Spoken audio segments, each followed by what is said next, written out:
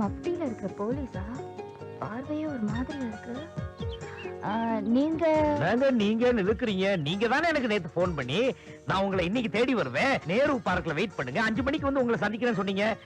நான் கூட உங்களை எப்படி அடையாளம் கண்டுபிடிக்கிறேன்னு கேட்கும்போது நீங்க வந்து இந்த மாதிரி கருப்பு கலர் கெனடிக் ஹோண்டா 7948ல வருவேன்னு சொன்னீங்களா? அதுக்குள்ள மறந்துட்டீங்களா?